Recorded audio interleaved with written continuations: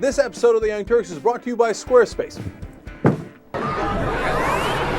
Haley Barbour has fascinatingly decided to give an indefinite suspension of sentence to 2 African-American women in prison in Mississippi.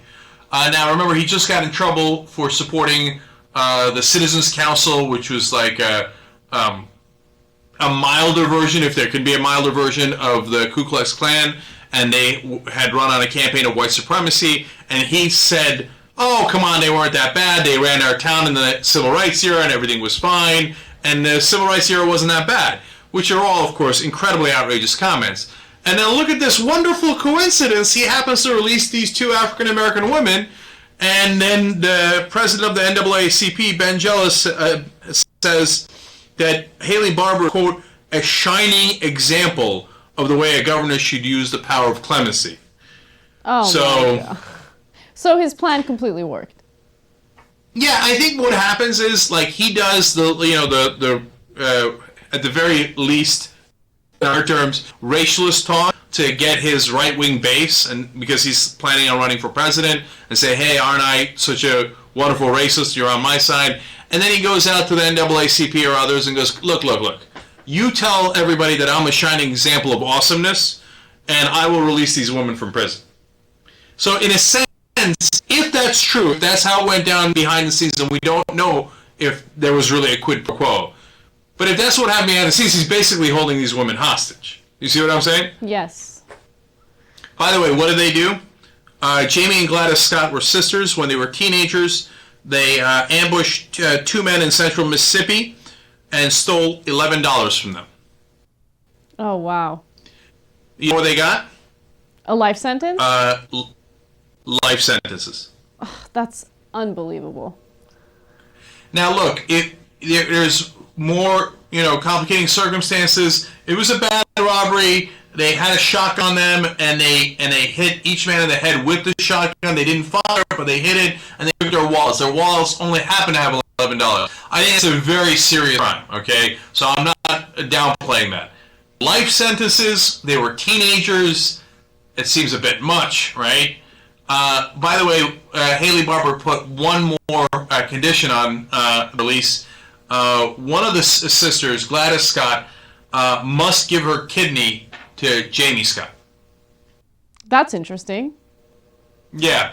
Jamie needs a kidney to be able to live. She's on dialysis. By the way, that leads to the second reason Haley Barbour let go. Treating Jamie was costing the state of Mississippi $200,000 a year. So now if they let her go, she's on her own. Mm-hmm. So it's mercy with a twist. She's like, you have to give up the kidney, which, by the way, the sister's perfectly happy to do, and then you have to pay your own bills. Good luck. Get out of here. Right, which is going to be extremely difficult, especially considering the economy and considering the fact that they've been in jail for however long. It's almost impossible. No. And I don't know what you're talking about. I'm sure the insurance companies can't wait to give them insurance. Oh, yeah, absolutely. Let me just ask a question. Yeah, I'm sure they'll be like, oh, you already have this enormous problem with your kidney? No, we won't count that as a pre-existing condition. That doesn't seem fair. Cenk, let me ask you a question, man. Yep. How many people died in that robbery for $11? 0. I just feel like that's just a point that I think both was, I think you mentioned for a second, was kind of passed over by Ben Jealous, and he's a shining example. How about the whole the injustice of the sentence in the first place, which of course they said it was a civil rights case. People were outraged about it at the time, but it kind of gets swept under the rug. 16 years in prison and they didn't hit the guy. Like I said, I'm not gonna pardon them for being a part of the crime. They led these guys into the crime where other accomplices did the actual action of hitting them in the head with the butts of the guns and all that stuff and stealing their wallets. I just don't think that. I mean, to even go to Haley Barbour's part in releasing him with the kidney part, all these other twists of story seem like just cobwebs to cover up the fact that it was ridiculous in the first place, and it should have been talked about since 1994. But who cares? A couple black women. Look, Jer, I hear you, and those are all great points. And by the way, I should also clarify, and I'm glad you clarified it, that they didn't hit him. They actually are 36 and 38 now. They've been sitting in prison, as you said, for 16 years. So they weren't teenagers. They were just young when they did it. Okay, they were about 20 and 22 years old. And JR, that's why people had taken up this case for a long time.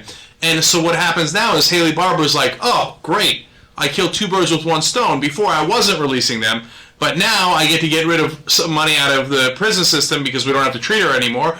And plus, I get to have the NAACP president call me a shining example when I just got in massive racial trouble. So for Barbour, it's a smart political move, but as you point out, incredibly craven political maneuvering.